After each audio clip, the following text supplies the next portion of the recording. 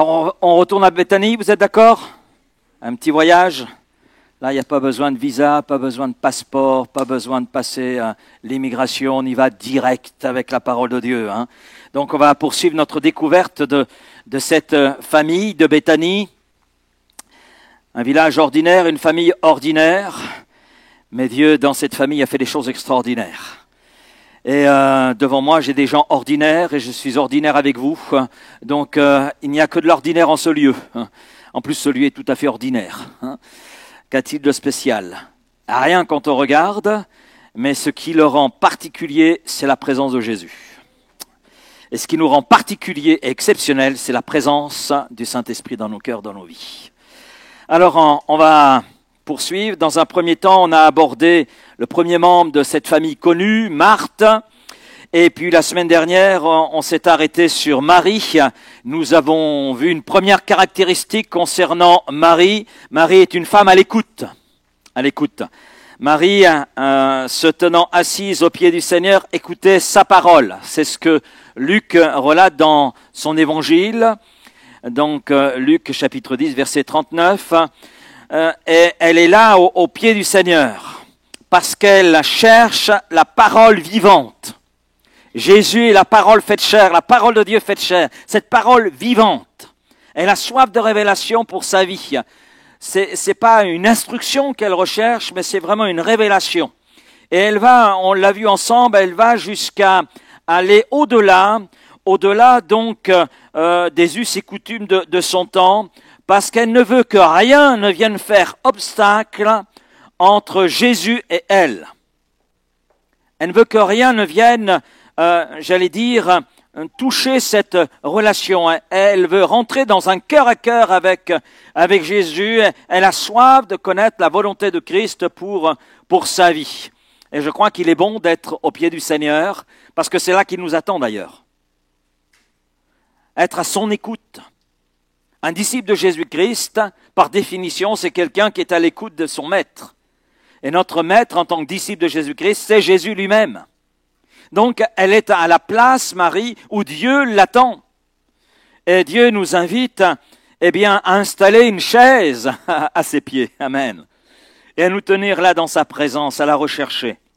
Marie est au pied du Seigneur parce qu'elle est animée d'une soif de sa présence. Marie est dans un besoin essentiel, celui de Jésus. Et comme on l'a vu la semaine dernière, si Jésus n'est pas ton tout, il est ton rien. Il est ton rien. C'est une déclaration qui peut sembler forte, voire même radicale, mais Christ ne veut pas une place dans notre vie, il veut toute la place. Et j'irai plus loin en disant, il veut être notre vie. Il veut que nous arrivions à dire exactement comme l'apôtre Paul, ce n'est plus moi qui vis, c'est Christ qui vit en moi. C'est sa vie qui m'anime. Amen. Vous n'êtes pas obligé de dire amen si vous n'êtes pas d'accord. Marie est une femme de foi. Deuxième caractéristique, une femme de foi. Vous avez le texte, Jean 11, verset 32. Quand Marie vit Jésus, elle tomba à ses pieds. Et lui dit, Seigneur, si tu avais été ici, mon frère ne serait pas mort. Nous sommes ici dans un contexte de deuil. Cela fait 4 jours que le troisième membre de la famille, Lazare, est mort et a été placé dans le tombeau. Et l'attitude de Marie dans ce contexte reflète à la fois une profonde douleur, et on peut comprendre, c'est son frère. Et il y a, on le ressent à travers le texte biblique, entre ces 3 membres de cette famille, 3 membres connus, 3 membres nommés, on sent qu'il y avait une intimité entre eux, il y avait des liens très forts. Et je pense que Jésus, d'ailleurs, a renforcé ces liens qu'il y avait entre eux. Et là, l'attitude de Marie, dans ce contexte, reflète, c'est vrai, une douleur. C'est son frère.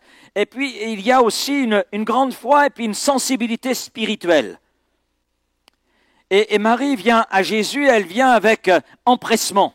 Marie arriva avec empressement, mais aussi avec confiance. Ayant ainsi parlé, elle s'en alla, puis elle appela secrètement, donc il s'agit de Marthe, appela secrètement Marie, sa sœur, et lui dit, le maître est ici, il te demande. Et dès que Marie eut entendu, elle se leva promptement. Elle se leva promptement et alla vers lui. Et là, en arrivant vers Jésus, elle se jette à ses pieds. Ah, si tu avais été ici. À l'appel de Jésus, nous voyons Marie qui répond avec empressement, un réel empressement. Elle ne tergiverse pas, mais elle obéit immédiatement et avec empressement. Elle n'est pas là dans toute une réflexion. Est-ce vraiment Jésus qui m'appelle? Est-ce vraiment lui? Etc. Non, elle n'est pas dans ces choses-là. Elle répond promptement. Elle court. Jésus s'attend à trouver en nous le même empressement dans notre obéissance à sa voix, dans notre obéissance à ses appels. Jésus s'attend à trouver en nous la même confiance que celle que Marie a pu la exprimer à l'égard de Jésus. Parce que si elle se lève, si elle va promptement vers Jésus, c'est parce qu'elle a confiance dans la personne de Jésus. Confiance aussi dans son œuvre, confiance dans ce qui il est. En regardant Marie, nous pouvons aussi penser aux disciples, à ceux qui ont suivi Jésus, ils l'ont suivi durant son ministère terrestre. Jésus les a appelés et ils le suivirent. Et lorsqu'ils entendirent l'appel de Jésus, eh bien, ils ont répondu exactement comme Marie a répondu, avec le même élan. Jésus dit, dans Marc 4, versets 19 et 20, « Suivez-moi et je vous ferai pécheurs d'hommes. » Aussitôt, il s'agit de Simon-Pierre et d'André. Aussitôt, ils laissèrent leur filet et le suivirent. Il y a une petite nuance entre eux et Marie, c'est que Marie avait déjà une connaissance de Jésus, alors que Simon-Pierre et André découvraient Jésus. Ils étaient eux dans une découverte. Mais ils ne sont pas les seuls à avoir répondu ainsi. Il y a Matthieu, Lévi.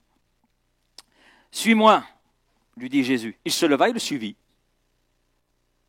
Il quitta tout, se leva et le suivit. Qu'est-ce que Matthieu ou Lévi savait de Jésus? Il en savait moins que Marie. Il en savait autant que Simon-Pierre, autant qu'André. Mais à l'appel de Jésus, il y a quelque chose qui prend naissance en eux. Quelque chose qui est là, embryonnaire, mais qui prend naissance là. Et il se lève promptement. Matthieu était fonctionnaire, il avait une bonne place. Et dès qu'il entend l'appel de Jésus, eh bien, il se lève et suit Jésus, sans discuter, sans prendre de délai. Et on a par rapport à nos trois personnages, que ce soit Matthieu, que ce soit Simon-Pierre, André ou Marie, on a des caractéristiques qui sont là communes quand on regarde leurs réponses. D'abord, il y a une immédiateté. Ils répondent immédiatement. Tous réagissent sans délai, sans tergiverser. Il y a une obéissance prompte, rapide. Ils ne demandent pas d'explication et encore moins de garantie. Moi, je me suis mis un instant à la place, et je sais ce que cela peut représenter, parce que je me suis trouvé à la place de Lévi. Il a un bon poste, il a un avenir assuré, il abandonne tout pour suivre Jésus. Mais Jésus ne lui a pas dit, c'est bon, tu auras un meilleur salaire avec moi qu'avec ton patron.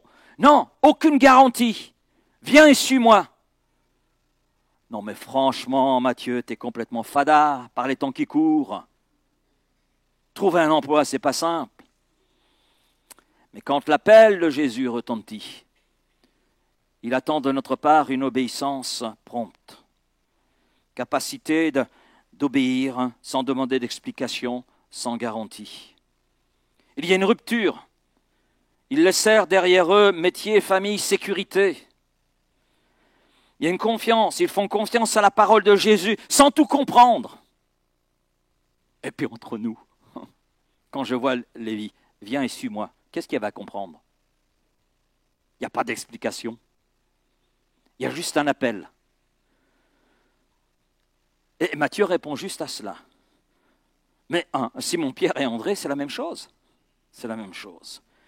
Nous savons qu'à l'exception de Judas Iscariote, ces hommes devinrent des pécheurs d'hommes, c'est-à-dire des hommes transformés par Jésus et qui, entre ses mains, sont devenus des instruments participant activement à la propagation de l'Évangile, à la manifestation de la gloire de Dieu. Amen. Mais c'est exactement ce que Dieu veut pour chacun d'entre nous. Il ne veut rien de moins.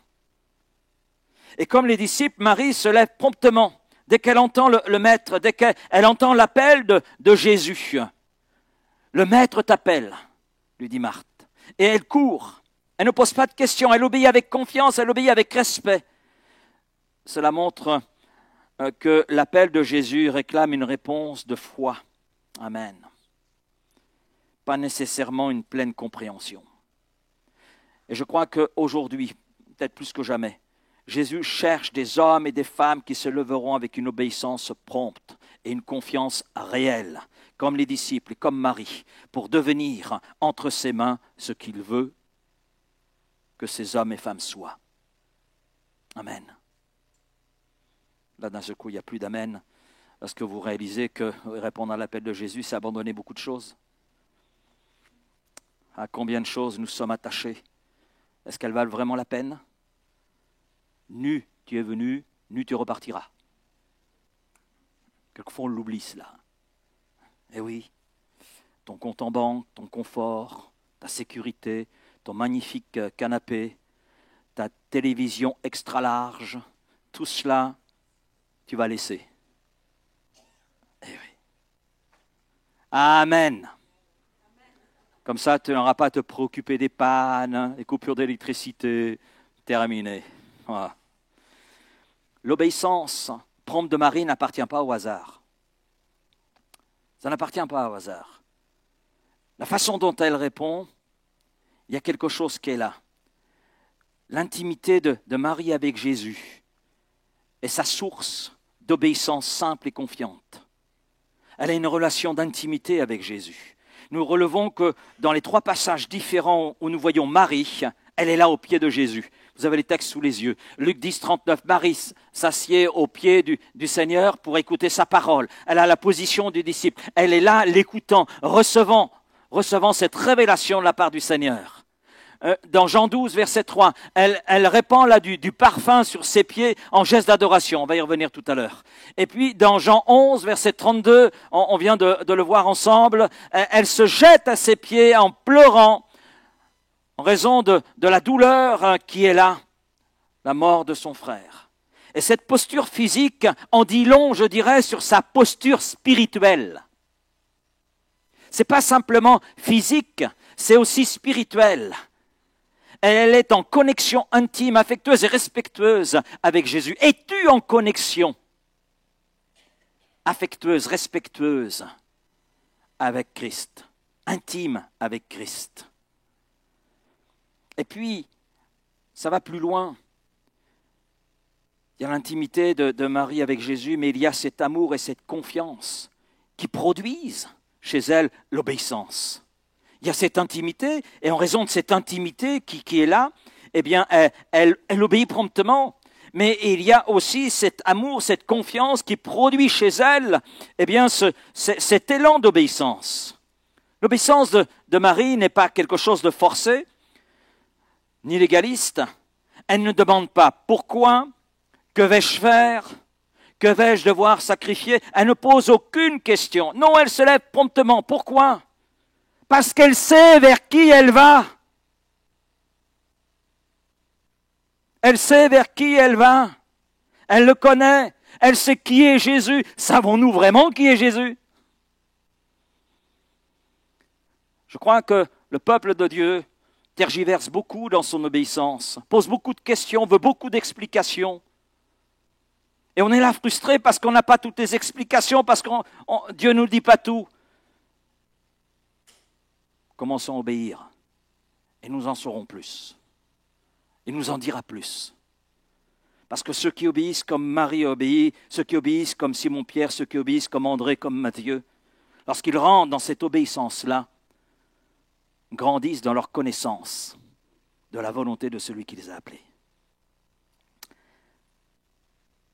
L'amour véritable ne discute pas l'appel du bien-aimé, il y répond. Et puis l'intimité rend l'obéissance aussi naturelle. Ce n'est pas une discipline imposée, mais c'est une conséquence de la relation qu'elle a avec Jésus. Elle connaît la voix de Jésus. Ben oui, elle connaît très bien sa voix puisqu'elle s'est tenue à ses pieds. Oui. Lorsque le berger appelle ses brebis, les brebis répondent immédiatement. Pourquoi? Parce qu'elles connaissent la voix du berger, elles ne se trompent pas. Et il y a beaucoup de voix qui circulent aujourd'hui. Beaucoup de voix. Le Seigneur nous a avertis d'ailleurs. Beaucoup viendraient en son nom.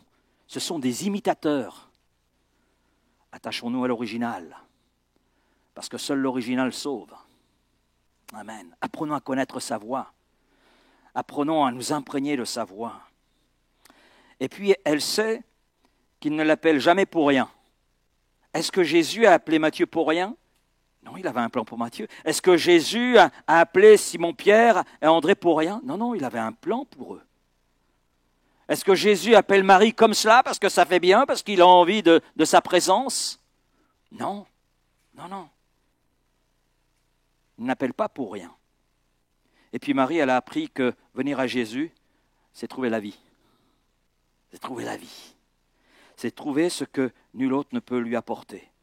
Et plus tu cultives ton intimité avec Jésus, plus ton cœur deviendra obéissant sans débat. Sans débat. Car ton intimité cultivée avec Jésus te fera le mieux connaître et le mieux l'aimer. Amen. L'obéissance ne vient pas d'un effort religieux, mais elle résulte d'un amour profond. Quand tu sais que Jésus t'aime, est-ce que tu sais que Jésus t'aime? Regardez votre voisin et dites-lui « Jésus m'aime ». Amen.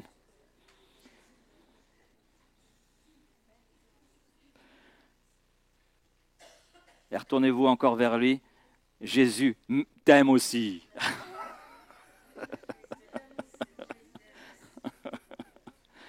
Nous sommes tous aimés. Amen. Quand on sait que Jésus nous aime, eh bien, nous pouvons alors lui faire confiance, même dans l'épreuve, même quand nous traversons la vallée de l'ombre de la mort, même quand tout est sombre, on ne voit pas grand-chose, voire même rien. C'est là que le Seigneur mesure notre obéissance.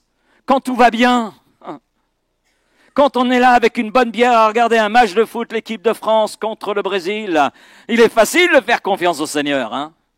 Non? Vous n'osez pas répondre. Bon, vous n'aimez pas le football, je peux comprendre. Bon, quand vous regardez une étape du Tour de France, la montée du Tourmalet, vous levez suez grand, là. Il est facile de faire confiance au Seigneur, c'est pas vous qui faites les efforts. Non. Mais quand tout va mal, quand les difficultés sont là, c'est là que l'amour, la confiance se mesurent. Et puis c'est dans ces moments-là que nous faisons les plus grandes découvertes aussi de qui est Jésus. Marie, elle exprime sa douleur, mais aussi sa foi. Seigneur, si tu avais été ici, mon frère ne serait pas mort. Mais vous remarquez, il n'y a pas de discours supplémentaire. Il n'y a rien, c'est point. Elle n'exige rien. Elle ne débat pas avec Jésus. Elle n'est pas là dans un débat. Elle n'est pas là pour faire tout un discours. Et en cela, c'est différent de Marthe. Vous vous souvenez de Marthe? Marthe a mis des ajouts. Marie, il n'y a pas d'ajout. Seigneur, si tu avais été ici, mon frère ne serait pas mort. Elle exprime simplement sa douleur avec tout un silence, avec des larmes. Des larmes d'ailleurs qui touchent profondément Jésus. Si nous regardons bien la foi de Marie, sa foi est imparfaite. Mais lequel d'entre nous, à vrai dire, est parfait? Un seul est parfait. Alors qu'elle a une foi imparfaite, mais une foi réelle. Elle croit que Jésus aurait pu, notez bien, aurait pu empêcher la mort de son frère. Oui, elle le croit. Seigneur, si tu avais été ici, mon frère ne serait pas mort. Donc c'est clair, elle croit cela. Elle croit que si Jésus avait été là, son frère ne serait pas mort. Que Jésus aurait été capable de le guérir, de le délivrer totalement. Maintenant, je dis sa foi est imparfaite, comme notre foi d'ailleurs, parce qu'elle ne semble pas envisager la résurrection immédiate. Elle ne dit pas, maintenant que tu es ici, mon frère va revenir à la vie. Non, elle n'envisage pas cela. Mais malgré l'imperfection de sa foi, nous voyons que cette foi imparfaite, marquée aussi par la douleur, vient toucher profondément le cœur de Jésus. Le verset suivant, verset 33, nous dit « Jésus, la voyant pleurer, elle et les Juifs qui étaient venus avec elle, frémit en son esprit. » C'est comme le check-up, vous savez, secoué, c'est ça. Il fut tout ému. Et au verset 35, verset le plus court de toute la Bible, Jésus pleura. Jésus pleura. Le mot grec pour Marie qui pleure signifie se lamenter de façon visible. Nous sommes au Proche-Orient, donc quand on pleure, tout le monde sait que vous pleurez.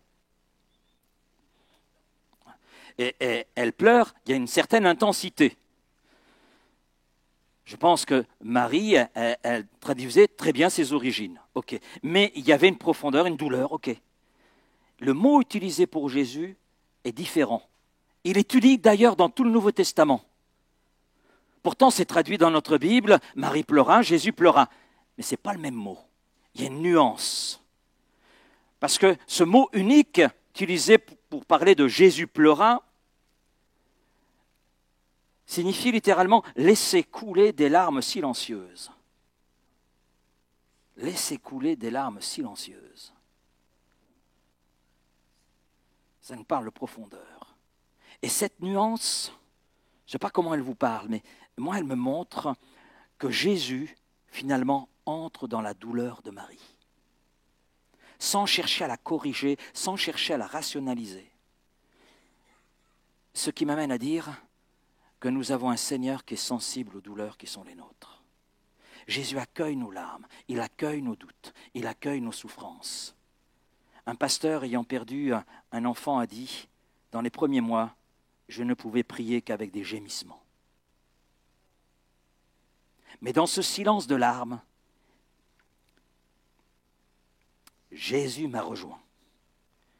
Il n'a pas répondu à mes pourquoi, il a répondu par sa présence. Je crois que ce pasteur a tout simplement été saisi par les bras de Jésus. Jésus pleura. Jésus est entré dans la douleur de Marie. Jésus est entré dans la douleur de ce couple qui venait de perdre leur enfant. Notez, Marie ne demande pas de miracle. Elle offre simplement ses larmes. Elle offre sa douleur. Et c'est dans cette atmosphère que Jésus ressuscite Lazare. Vous savez, le miracle n'est pas du raisonnement. Et je pense que s'il y avait moins de raisonnement dans l'Église de Jésus-Christ et plus de confiance, le visage de l'Église serait autre que ce qu'il est aujourd'hui. Le miracle n'est pas du raisonnement. Je ne dis pas qu'il ne faut pas de raisonnement. Mais le raisonnement ne doit pas supplanter la confiance que l'on doit avoir à Jésus et l'obéissance. Donc le miracle n'est pas du raisonnement, mais de la profondeur de communion et de la foi que nous avons en Jésus. Quelqu'un a dit, la foi ne fuit pas la douleur, elle reste à genoux dans la présence divine, même sans réponse. Et Marie, elle est là, elle exprime sa douleur, mais Jésus la rejoint dans sa douleur et prend cette douleur. Et nous voyons, puisqu'il ressuscite Lazare, elle entre dans le miraculeux, elle entre dans l'inconcevable, dans l'imaginable, chose qu'elle ne pouvait pas imaginer. Comme Marthe, nous l'avons vu, ne pouvait pas imaginer que les choses pouvaient se réaliser présentement. Marthe montre que, oui, la résurrection à venir, mais là, c'est l'immédiat. C'est l'immédiat. Jésus parle de l'immédiat. Et dans l'immédiat, Jésus accomplit ce miracle. Il ressuscite Lazare. Waouh! Quelle transformation dans le cœur de Marie. Marie est une femme d'adoration sans retenue. Alors Marie prit une livre d'un parfum de nard pur, d'un grand prix. Ce que nous lisons, c'est juste le chapitre suivant. Lazare est ressuscité. Marthe et Marie sont consolées. Jésus les a rejoints dans leur douleur exprimée de façon différente l'une et l'autre, mais exprimée. Jésus a répondu à leur foi, à leur confiance, même si cette foi et cette confiance avaient certaines imperfections. Et là, dans le chapitre suivant, eh bien, nous voyons un repas. Et où est Marthe?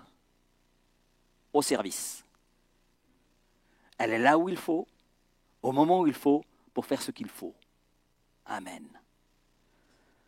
Et Marie, elle arrive,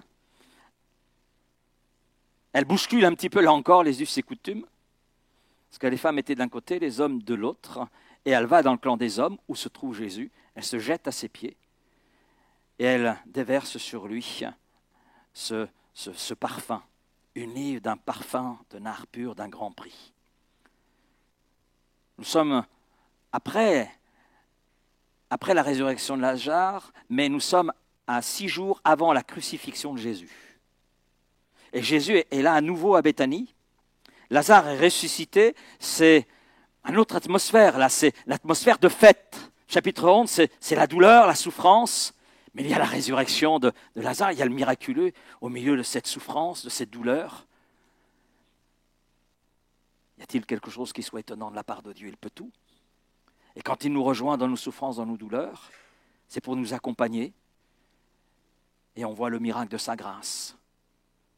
Ça peut être sa paix, cette paix qui surpasse toute intelligence, comme ça peut être une œuvre comme celle qu'il a accomplie dans ce chapitre 11. Et puis, le chapitre 12, c'est la fête. Mais là, Marie sait quelque chose que les autres ne savent pas. Alors, son geste, elle verse un nard pur, environ 300 deniers.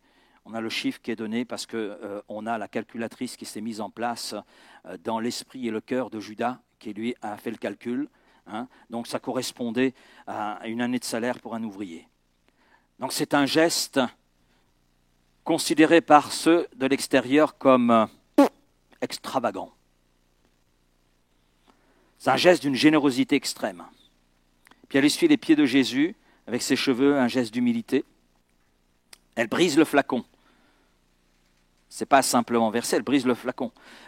Donc ce qui veut dire qu'il n'y a aucune reprise possible. Le contenu du flacon est entièrement utilisé. Il n'y a pas de retenue dans le geste de Marie. Donc nous comprenons pourquoi toute la maison était imprégnée du parfum. Ça on le comprend. Un geste pas retenu d'une livre de parfum, c'est évident que la maison devait sentir très fort ce nard pur. Le nard, dans la Bible, était utilisé pour embaumer les morts. Et à travers son geste, Marie exprime quelque chose, d'ailleurs Jésus fera la remarque, elle exprime quelque chose qu'elle avait compris. En fait, elle prophétise l'ensevelissement de Jésus. Et elle est la seule à comprendre ce qui se prépare, ce qui est à venir. Et pourquoi? En raison de l'intimité qu'elle a entretenue avec Jésus. Elle a part à des choses que les autres n'ont pas part. Et son geste détonne d'ailleurs avec l'attitude de Judas qui lui parle de gaspillage. Pourtant, lui a entendu. À plusieurs reprises, Jésus a parlé qu'il devait aller à Jérusalem, là où il serait persécuté, mis à mort, et qu'il allait ressusciter. Et il a exprimé les choses à plusieurs reprises à ses disciples. Mais la personne qui comprend ce qui va se passer, l'événement, c'est Marie. Elle est la seule à comprendre ce qui se prépare. Et son geste, c'est vrai, détonne. Son geste reste néanmoins le geste de la foi, d'un cœur d'adorateur.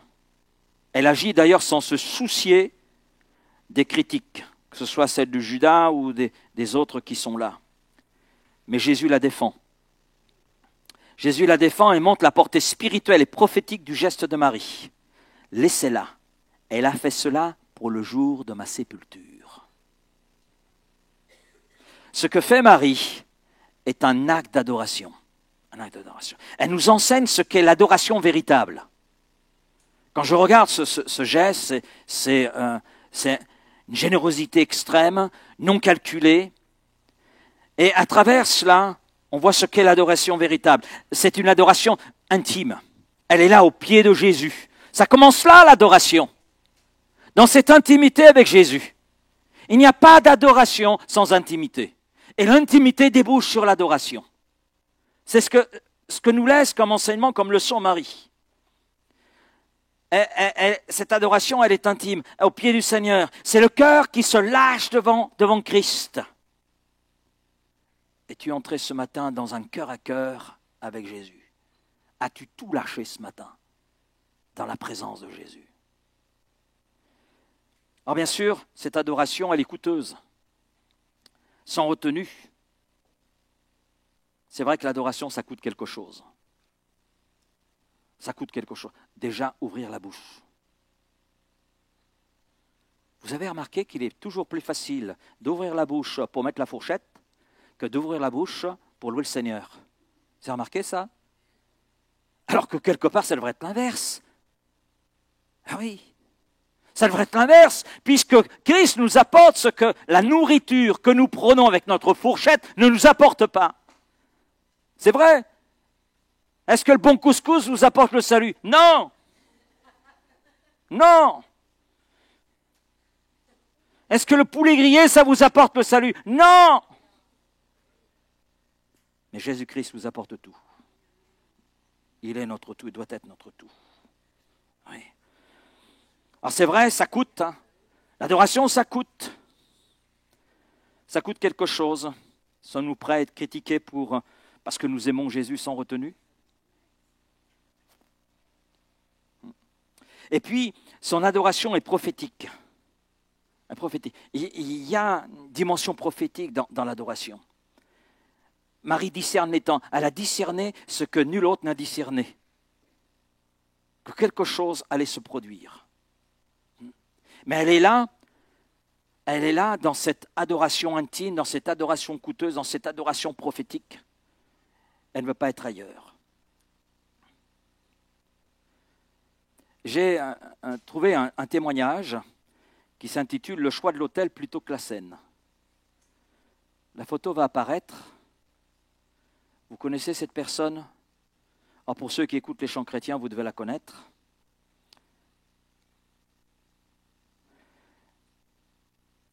C'est Brooke Fraser.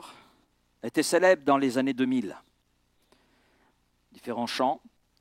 Et puis, elle arrive à l'apogée, j'allais dire, de sa carrière solo, d'une chanteuse, compositrice, interprète, etc. Elle connaît le succès. Mais malgré tout le succès, elle ressent un vide profond. Elle aime Jésus. Elle aime Jésus. Et puis, il y a un vide profond, puis une soif de consécration qui fait qu'elle dira dans une interview, « Dieu m'a dit, tu peux continuer ta carrière ou tu peux venir m'adorer, mais pas les deux à la fois. Choisis l'autel ou la scène. » Alors, Brooke a choisi de quitter l'industrie musicale séculière pour se consacrer à l'adoration. Elle devient un pilier dans un groupe bien connu, Hillsong Worship. Elle a coécrit un chant connu dans toutes les églises, « What a beautiful name ». Ce nom si merveilleux. C'est l'une des chansons les plus chantées dans l'église. Et dans une conférence, elle dira ceci. « Mes chansons ne sont plus des œuvres artistiques, ce sont des parfums brisés, versés sur les pieds de Jésus. » Cette femme et d'autres ont brisé un parfum coûteux. Carrière, confort, reconnaissance publique. Mais leur vie dégage l'odeur de l'intimité avec Jésus et pas simplement le bruit des plateformes. Et ce qu'ils ont fait, soit Marie, que ce soit Brooke, il y en a d'autres, eh bien, n'est pas oublié parce que Jésus dit, on racontera en mémoire de cette femme ce qu'elle a fait. La preuve, nous en parlons aujourd'hui. L'adoration, ce n'est pas simplement un chant, c'est un don de soi. Un prédicateur renommé Tozer a dit ceci, l'adoration véritable ne vient pas du surplus, mais du sacrifice. Quelle est la bouteille de nard que nous refusons de briser au pied du Seigneur?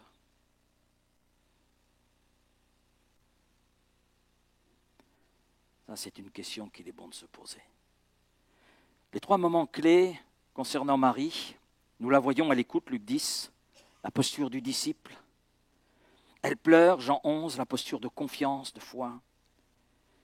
Et puis là, elle verse le parfum, posture d'amour, de foi, mais d'adoration. Et Jésus, encore aujourd'hui, cherche des maris. Il cherche des Marthes, amen, qui le servent, qui sont là où il veut qu'ils soient, là à faire ce qu'il faut faire, comme il faut le faire, selon sa volonté. Mais Jésus cherche encore des maris aujourd'hui.